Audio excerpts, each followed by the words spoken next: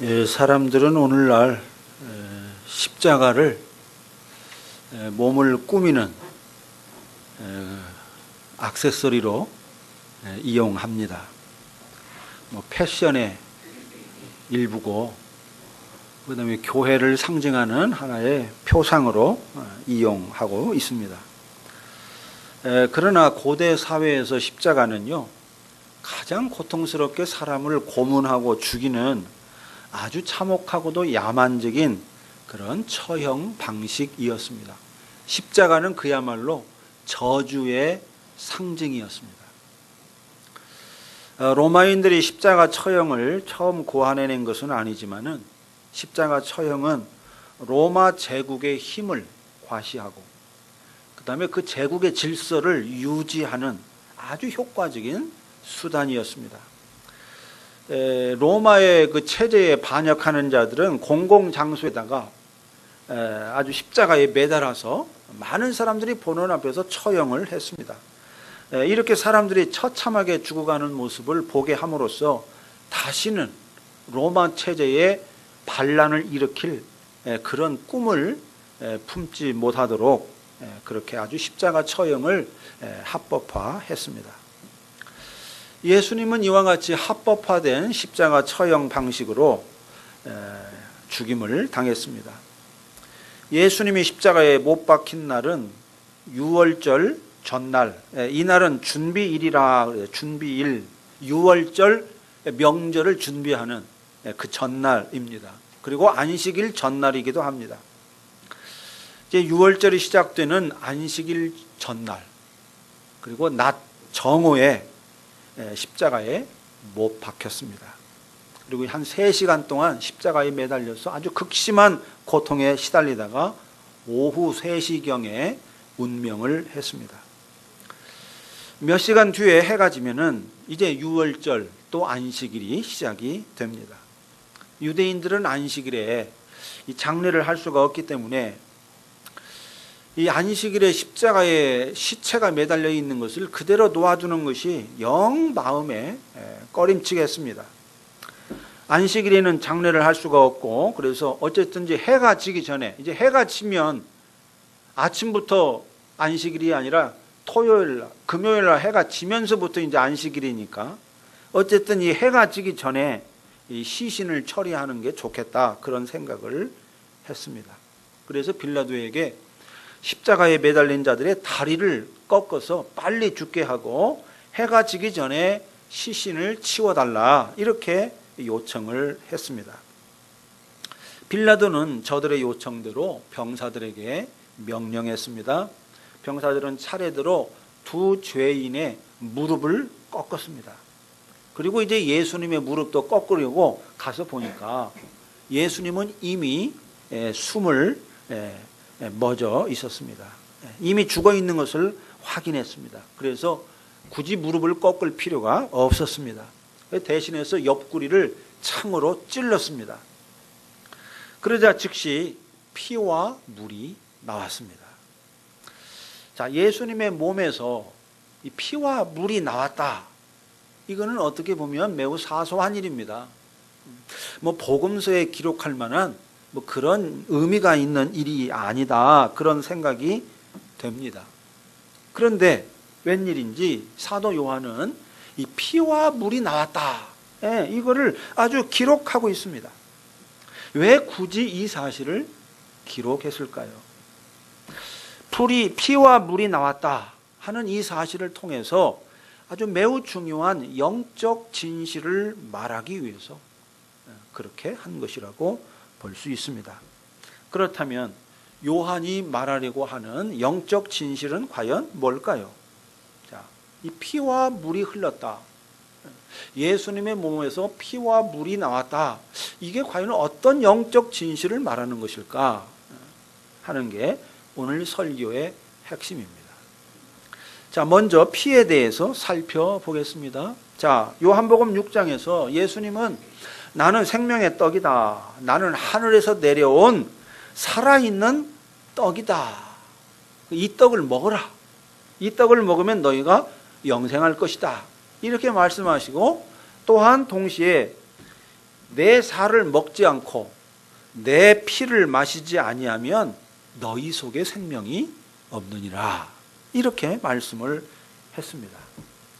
내 피를 마시고 내 살을 먹지 않으면 너희 속에 생명이 없다는 겁니다. 그러니까 예수님은 사람들에게 자기 살을 먹게 하고 자기 피를 마시게 하기를 원하셨다 하는 겁니다. 사람들이 자기 살을 먹고 자기 피를 마심으로써 영생을 살게 하기를 원하신 겁니다. 여기서 말하는 영생, 성경에 말하는 영생은 언제나 하나님의 생명을 말하는 겁니다. 시간적으로 영원히 사는 생명을 말하지 않습니다. 하나님의 생명. 지금 우리가 사는 생명과는 차원이 다른 생명, 그 생명을 산다 그 말이죠.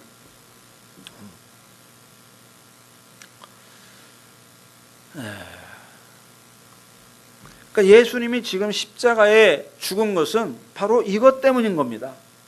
겉으로 보면은 대제사장들과 바리새인들에게 밑보여 가지고 죽는 것 같이 보이고 로마의 권세에 짓눌려서 죽는 것 같이 보이지만 사실은 사람들이 자기 살을 먹고 자기 피를 마실 수 있게 하려고 죽는 것이고요. 자기 살을 먹고 자기 피를 마심으로써 영생을 살게 하려고 죽는 것입니다. 요한은 바로 이 진실을 말하고 싶었습니다. 예수님의 십자가 죽음이 요한복음 6장에서 말씀하신 그 사실, 너희가 내 살을 먹고 내 피를 마시지 아니하면 영생을 살 수 없다. 생명을 살 수 없다.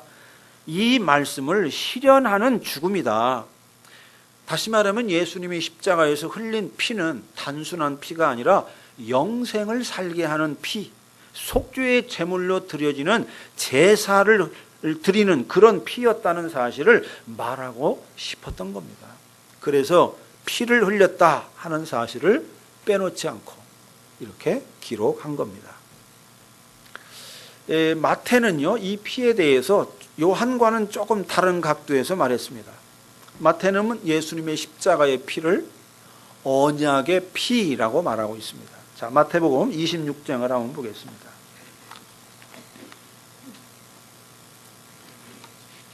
마태복음 26장 28절입니다. 마지막 만찬을 제자들과 하시면서 떡과 잔을 제자들에게 주시고 말씀하신 거죠. 자, 28절. 이것은 죄 사함을 얻게 하려고 많은 사람을 위하여 흘리는 바 나의 피 곧 언약의 피니라. 포도주 잔을 제자들에게 건네면서 이것은 나의 피다. 나의 피. 다시 말하면 언약의 피라는 겁니다. 언약의 피. 여기서 예수님이 말씀하신 언약의 피라는 이 언약, 이 언약은 예레미야 선지자가 예언했던 말씀과 맞닿아 있습니다. 예레미야 선지자는 예레미야서 31장에서 이렇게 말합니다. 보라, 날이 이르리니 내가 이스라엘 집과 유다 집에 새 언약을 맺으리라. 새 언약을 맺으리라. 이 언약은 내가 그들의 조상들의 손을 잡고 애굽 땅에서 인도하여 내던 날에 맺은 것과 같지 아니할 것은 내가 그들의 남편이 되어서도 그들이 내 언약을 깨뜨렸습니다.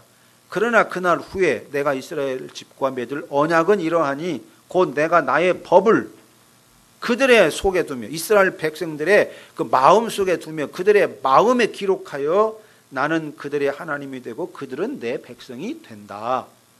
이 새 언약을 예언했습니다. 예레미야가 말한 이 언약, 이거는요, 미래에 이루어질 언약을 말한 겁니다. 출애굽 때 했던 언약을 능가하는 새로운 언약입니다. 하나님이 세상과 맺은 최후의 언약이고 최종적인 언약입니다. 예수님이 십자가에서 흘린 피는 바로 이 언약을 이루는 피였다 그 말입니다. 모든 죄를 씻어주고 용서를 베푸는 그런 언약. 각 사람의 마음에 새겨져서 영원히 하나님의 그 율법의 말씀이 지워지지 않는 그 언약. 여호와가 우리의 하나님이 되고 우리는 하나님의 백성이 되는 그런 언약. 이 언약을 이루는 피였다 그 말입니다. 구약 시대에는 이 언약을 맺을 때, 하나님께 제사를 드릴 때 동물의 피로 언약을 맺었습니다. 동물의 피로 제사를 드렸습니다. 그런데 이제 때가 찾아오신 예수님은 동물의 피가 아니라 직접 자신의 피와 자신의 죽음으로 언약을 맺은 겁니다. 자신의 피와 자신의 죽음으로 향기로운 제사를 하나님께 드린 겁니다. 자, 이것을 종합하면 십자가에 달린 예수님의 몸에서 피가 나왔다. 이 말은요, 예수님의 죽음이 우리의 죄를 대속하기 위한 그런 속죄의 제물로 드려졌다. 그 말입니다. 최종적인 언약을 이루는 그런 의의 제사였다 하는 것을 말하고 있는 겁니다. 단지 피를 흘렸다, 창으로 찔렀더니 피가 나왔다, 사실을 말하는 게 아니에요. 그 사실을 통해서 예수님의 죽음이 우리로 하여금 그 피를 먹고 마심으로써 생명을 얻게 하는 그런 죽음이었다는 것을 말하고 있는 거죠. 자, 이제 물에 대해서 살펴보겠습니다. 여기서 언급된 물은요, 요한복음 도처에서 언급되고 있는 물과 같은 맥락입니다. 요한복음에 보면 물에 대한 이야기가 많이 나옵니다. 예수님이 니고데모에게 만나서 대화할 때 뭐라고 했습니까? 니고데모에게 거듭나야 된다 이렇게 말씀하시면서 네가 물과 성령으로 거듭나야 된다. 물과 성령으로 거듭나야 된다. 또 사마리아 여인과 만나서 대화하실 때 뭐라 그랬습니까? 야곱의 우물이 아니라 내가 주는 물, 이걸 마시라고 권면했습니다.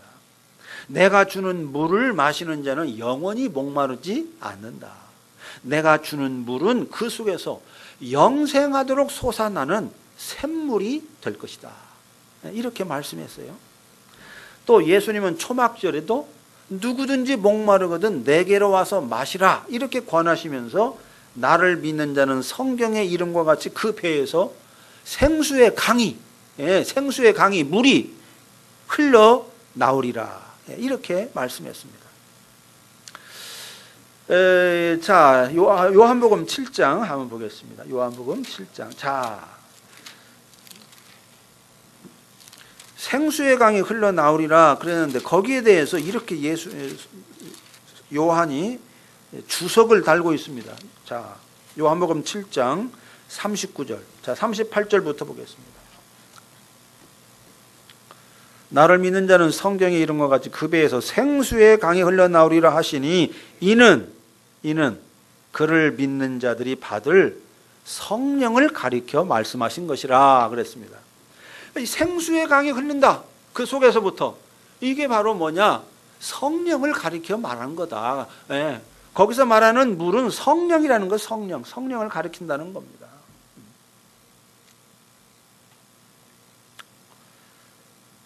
그러니까 우리에게 하나님의 생명, 영생을 주는 성령, 그거를 보내준다 그 말이죠.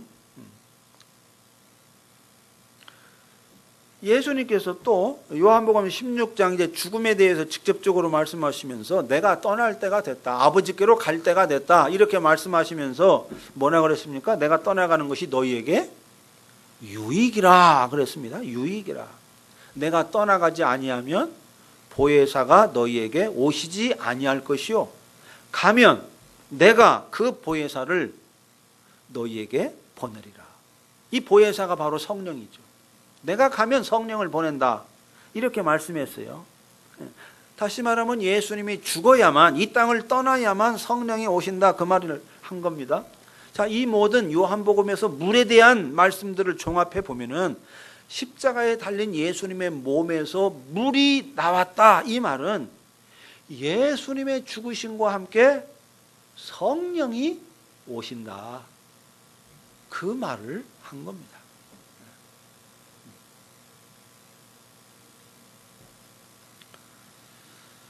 그러니까 앞에서 예수님이 했던 그 모든 말씀이 예수님의 십자가에서 이루어지고 있다는 것을 보여준 거예요. 이 피와 물이 나왔다는 이 사실을 통해서 예수님이 내 죽음은 대속의 죽음이다. 내가 가면 성령이 온다. 이 두 가지 사실을 이야기했는데 피와 물을 통해서 바로 그 사실들을 확인해주고 있는 겁니다. 그리고 요한복음에는 나오지 않지만 예수님의 죽음에서 발견되는 또 하나의 의미가 있습니다. 마태가 기록한 복음서에는 예수님의 죽음과 함께 벌어진 놀라운 사건이 나옵니다. 여러분 잘 아시죠? 예수님이 십자가에서 운명하시는 순간 어떤 일이 벌어졌습니까? 성전의 휘장이 위에서 아래로 쫙 찢어져 가지고 두 조각이 났습니다. 그리고 땅이 흔들렸어요. 지진이 일어났습니다. 바위가 갈라졌습니다. 무덤들이 열리면서 무덤 속에 자고 있던 믿는 자들의 몸이 살아나는 그런 아주 기이한 일들이 벌어졌습니다. 자, 여기서요, 성전의 휘장이 위로부터 아래까지 쫙 찢어졌다. 이것은 뭘 말합니까? 그 지성소와 성소를 딱 가로막고 있는 게 장막이죠. 가로막고 있습니다. 이 지성소는 하나님이 거하시는 곳입니다. 성소, 이제 이 성전에 이스라엘 백성들이 있는데 이 지성소에 못 들어가요. 제사장만 1년에 한 번 들어가는 겁니다. 하나님과 이스라엘 백성 사이에 분리가 있는 거예요. 자, 이게 찢어졌어요. 자, 그래서 이제는 하나님이 계신 곳에 모든 사람들이 자유롭게 들어가게 된 겁니다. 그 구분이 없어져 버린 겁니다.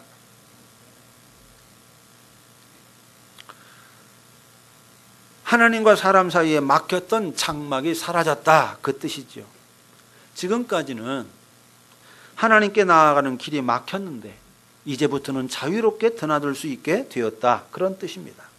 하나님과 사람이 함께하고 사람이 하나님과 함께하여 상호 연합하고 교제하는 그런 길이 활짝 열렸다. 그런 뜻입니다. 이처럼 예수님의 십자가 죽음에는 여러 의미와 진실이 담겨 있습니다. 예수님의 죽음은 단순한 죽음이 아니었다 그 말입니다. 세월과 함께 육체의 생명이 소진되어 쓰러지는 그런 죽음도 아니었고, 정치적인 혐의를 뒤집어 쓴 죽음도 아니었고, 유대인들의 그 종교심을 잘못 건드려서 당한 죽음도 아니었습니다. 예수님의 십자가 죽음은 예레미야 선지자가 예언했던 새 언약을 이루는 죽음이었습니다. 죄인들의 죄를 씻는 대속의 제사를 드리는 죽음이었습니다.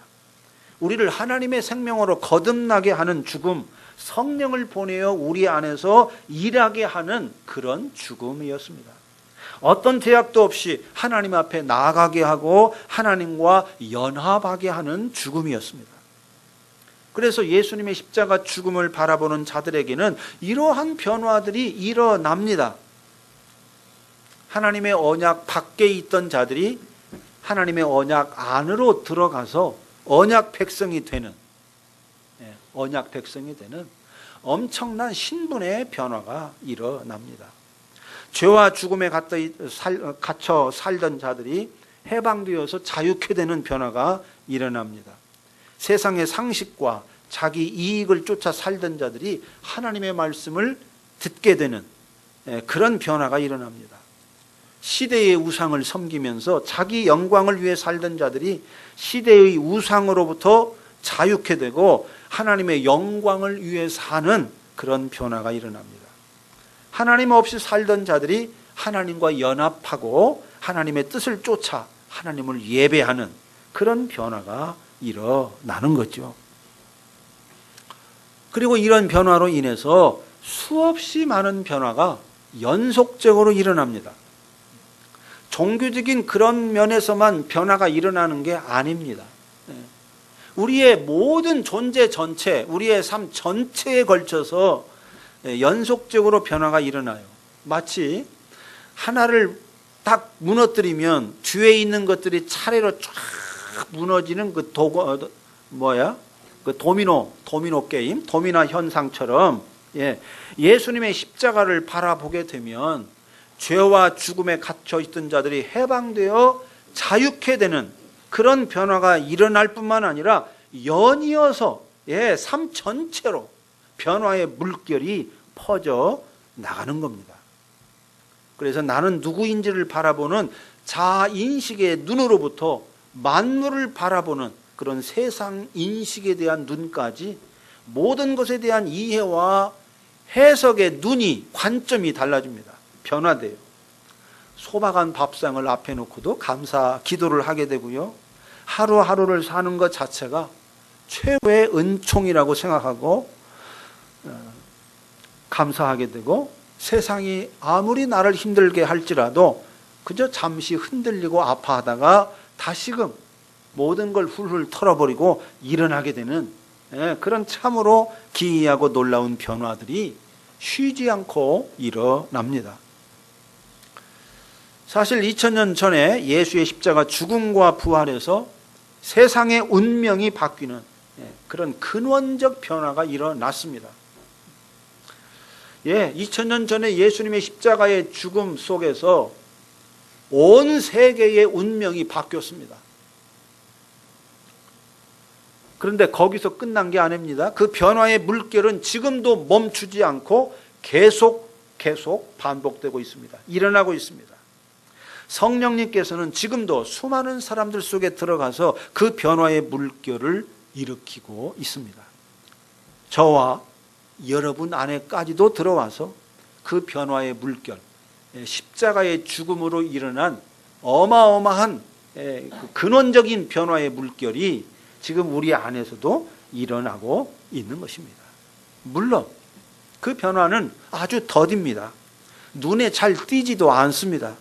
그러나 우리 존재와 삶 전체에 걸쳐서 한 걸음 더 나아가면 온 세상 구석구석에까지, 꽃과 나비에게까지 그 변화의 물결이 영향을 미치고 있는 것입니다. 그런데 그 중에 빼놓을 수 없는 것이 하나 있습니다. 예수의 십자가 죽음을 바라보는 자에게는 반드시 이 일이 일어납니다. 어떤 일이 일어나느냐? 예수와 함께 자기가 죽는 그런 일이 일어납니다.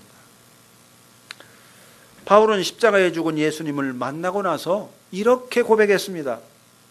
내가 그리스도와 함께 십자가에 못 박혔나니, 그런즉 이제는 내가 산 것이 아니요 오직 내 안에 그리스도께서 사시는 것이라. 내가 그리스도와 함께 십자가에 못 박혔다는 것입니다. 로마서에서는 그리스도인들에게 같은 사실을 말하고 있습니다. 무릇 그리스도 예수와 합하여, 자, 로마서 6장을 한번 보겠습니다. 로마서 6장 3절과 4절입니다.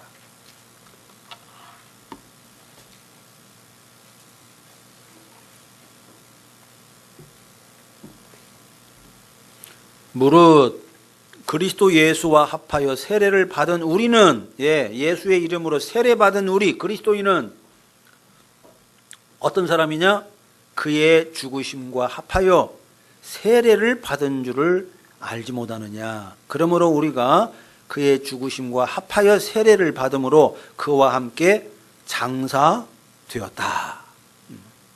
이는 아버지의 영광으로 말미암아 그리스도를 죽은 자 가운데서 살리신 것 같이 우리로 또한 새 생명 가운데서 행하게 하려 함이라. 우리가 그리스도와 함께 죽었는데 그것은 무엇 때문이냐? 새 생명 가운데서 행하게 하려고, 새 생명을 살게 하려고 그리스도와 함께 우리가 죽게 되었다는 것입니다. 죽게 되었다는 거예요. 또 6절로 가보십시오. 6장 6절. 로마서 6장 6절. 우리가 알거니와 우리의 옛사람이 예수와 함께 십자가에 못 박힌 것은 죄의 몸이 죽어 다시는 우리가 죄에게 종노릇 하지 아니하려 함이다. 그렇습니다. 이게 그리스도인이에요. 그리스도인은 어떤 사람이냐? 예수와 함께 십자가에 못 박힌 자, 이게 그리스도인이에요. 우리는 예수, 십자가에 못 박힌 예수를 믿는 자만 그리스도인이라고 생각합니다. 물론 그것도 포함하죠. 십자가에 죽은 예수를 믿는 것, 이게 굉장히 중요한 것인데, 그러나 그것만이 전부가 아니라 그 말입니다. 그리스도인은 어떤 사람이냐? 십자가에 못 박힌 예수를 믿을 뿐만 아니라 그 예수님과 함께 자기도 십자가에 못 박히는 자, 이 사람이 그리스도인이라 그 말이에요. 이 사람이 예수와 함께 십자가에 죽음으로써 예수와 함께 부활 생명으로 거듭난 자가 바로 그리스도인이라는 겁니다. 예수님이 니고데모에게 물과 성령으로 거듭나야 된다, 그래야 하나님 나라 볼 수 있다, 요한복음 3장에서 그렇게 말했지 않습니까? 여러분, 거듭난다 이 말은 다시 난다 그 말이에요. 다시 난다. born again, 다시 난다. 근데 다시 나려면 어떻게 해야 돼요? 일단 죽어야 되죠. 지금의 내가 죽어야 됩니다. 죽음을 전제로 하는 이야기예요. 일단 죽지 않으면 다시 날 수가 없습니다. 그러니까 세상에 속한 나, 옛사람인 내가 죽어야 하나님의 사람, 하나님의 언약 백성으로 다시 날 수가 있는 겁니다. 이것은 이론이 아닙니다. 교리가 아닙니다. 상상이 아닙니다. 그것은 엄연한 사실입니다. 바울은 말로 죽지 않았습니다. 이론으로 죽지 않았습니다. 상상으로 죽지 않았습니다. 바울은 실제로 죽었습니다. 예수와 함께 실제로 십자가에 못 박혀 죽었습니다. 그 결과 새 사람이 됐습니다. 바울은 이 놀라운 죽음과 새로운 생명을 경험, 그 새로운 생명으로 태어나는 것을, 이 변화, 이 어마어마한 변화를 경험하고 나서 이렇게 말했습니다. 누구든지 그리스도 안에 있으면 새로운 피조물이라. 새로운 피조물.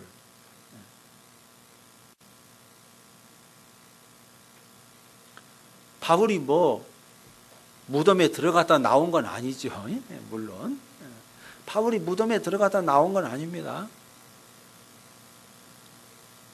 그냥 그저 살던 그대로의 바울이에요. 그런데 새로운 피조물이 됐다고 말합니다. 이건 무슨 말입니까? 나 바울은 예전과 동일한 바울이지만 예전과 동일한 바울이 아니라는 겁니다. 아니라는 거예요. 이전과는 전혀 다른 차원의 존재가 됐다는 거예요. 그래서 새로운 피조물이라고 말한 겁니다.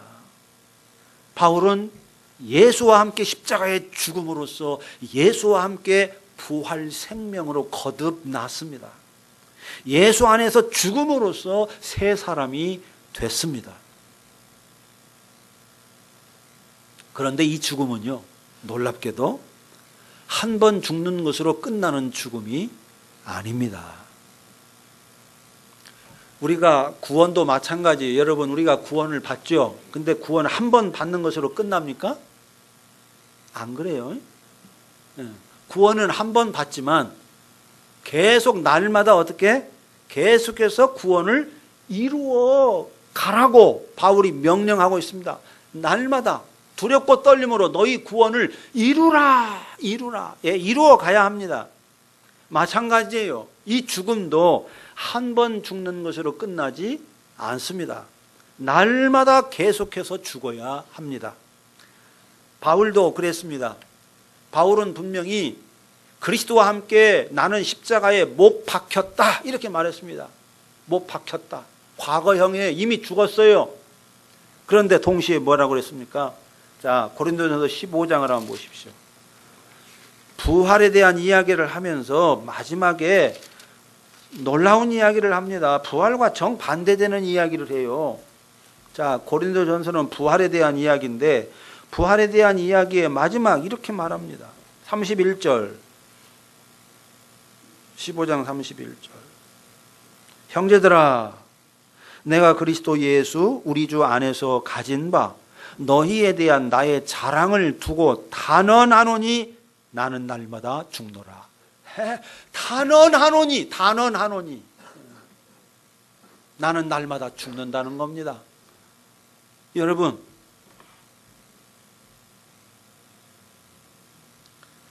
이미 죽었다고 말한 바울이 지금은 날마다 죽는다 이렇게 말합니다. 여러분, 명백한 모순이죠. 이미 죽었는데 뭘 또 날마다 죽어? 네? 모순이에요. 그러나 그것이 사실입니다. 네.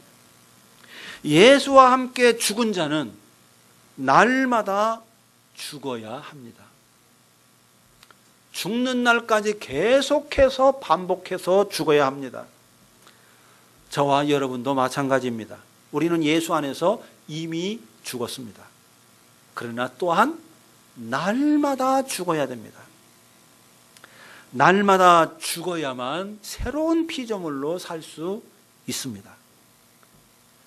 사람은요, 죽는 것만큼 새로워질 수 있고요, 죽는 것만큼 거룩해 질 수 있고, 죽는 것만큼 사랑할 수 있고, 죽는 것만큼 하나님 나라 방식으로 살 수 있고, 죽는 것만큼 생명살이를 할 수가 있습니다. 사실 예수님에게도 십자가에 죽는 것 외에는 다른 구원의 길이 없었습니다. 다른 구원의 방법이 없어요. 불가능해요. 그래서 십자가의 죽음으로써 구원을 성취했습니다. 우리가 구원을 사는 길도 예수 안에서 예수와 함께 죽는 길밖에 없습니다. 예수 안에서 예수와 함께 날마다 죽는 것, 이것만이 구원을 사는 유일한 길입니다. 아멘이 안 되십니까?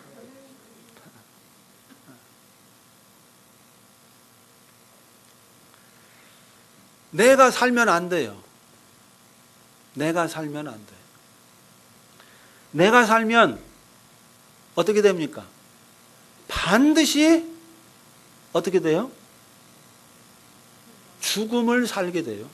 죽음살이를 하게 됩니다. 내가 살면 죽음살이를 하게 돼요.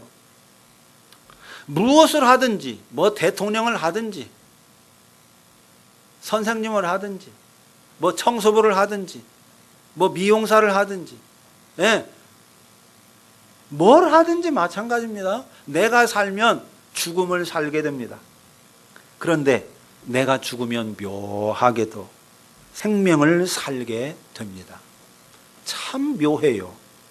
죽으면 살아납니다. 죽으면요, 용기가 살아나고요, 죽으면 기쁨이 살아나고, 죽으면 지혜가 살아나고, 죽으면 감사가 살아나고, 죽으면 온 세상이 살아납니다. 희뿌였던 세상이 아름답고 찬란하게 살아납니다. 여러분도 예수님 안에서 같은 경험을 이미 한두 번 했을 겁니다. 내가 죽으면 묘하게도 모든 게 살아납니다. 내가 죽으면 내가 살아나요. 내가 죽으면 온 세상에 살아납니다. 삶이 살아납니다. 막혔던 관계가 뚫립니다. 또다시 힘차게 살아갈 수 있는 에너지와 용기가 회복이 됩니다. 하나님의 형상을 가진 진짜 자기가 회복이 됩니다. 진짜 자기가 살아나요. 가짜 자기가 죽으면 진짜 자기가 살아나.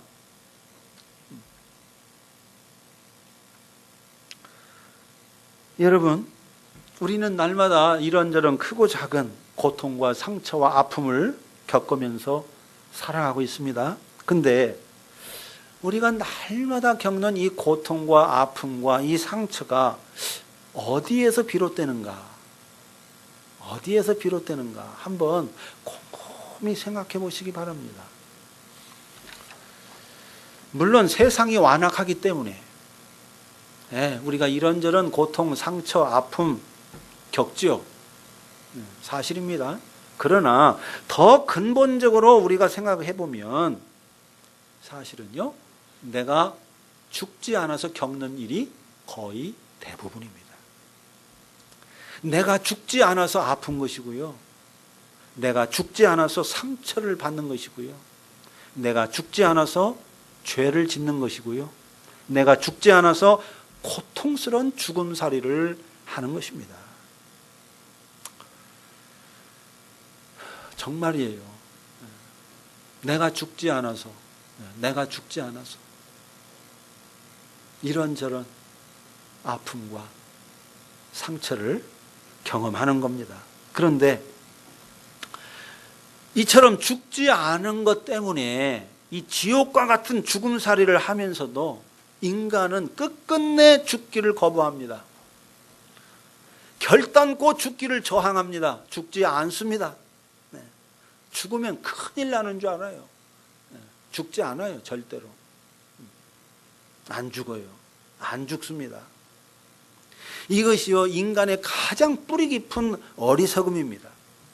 모든 인간은 죽지 못해서 죽음에 갇혀 살고요, 죽지 못해서 죽음을 향하여 삽니다. 인간은 스스로 죽을 수 없는 존재입니다. 인간은 스스로 죽지 못해요. 세월과 함께 육신의 생명이 쓰러져 가지고 죽을 수는 있지만은 스스로 죽지는 못해요. 인간은 오직 예수 안에서만 죽을 수 있습니다. 예수를 믿고 예수와 함께 함으로써만 비로소 죽을 수가 있습니다. 그리고 예수에서 예수와 함께 죽을 때에만 비로소 끝끝내 죽지 않는 그 어리석음에서 해방될 수 있고요, 죄와 죽음의 종살이에서 해방되어 구원을 살게 되는 겁니다. 진실로 그렇습니다. 예수 안에서 날마다 죽는 것만이 구원을 사는 길입니다. 예수 안에서 날마다 죽는 것만이 내가 사는 길이고 너를 살리는 길이고 세상을 살리는 길입니다. 예수 안에서 날마다 죽는 것만이 행복한 삶을 사는 길이고 행복한 세상을 만드는 길입니다. 그러므로 여러분, 예수님과 함께 날마다 죽으십시오. 날마다 죽기를 힘쓰십시오. 정말 우리가 힘써야 할 일은 날마다 죽는 것입니다. 날마다 죽어도 부족합니다. 죽어도 부족해요. 그래서 바울은 단언하노니 나는 날마다 죽는다고 고백했던 겁니다. 그 외에는 구원을 살 수 있는 방법이 없기 때문에 사도 바울이 처절하게 그 사실을 깨닫고 하나님이 이미 베푸신 그 구원을 살기 위해서 나는 날마다 죽는다고 말한 것입니다. 그리고 죽으라고 권면한 것입니다. 여러분, 날마다 죽읍시다. 우리 죽읍시다. 기도합시다.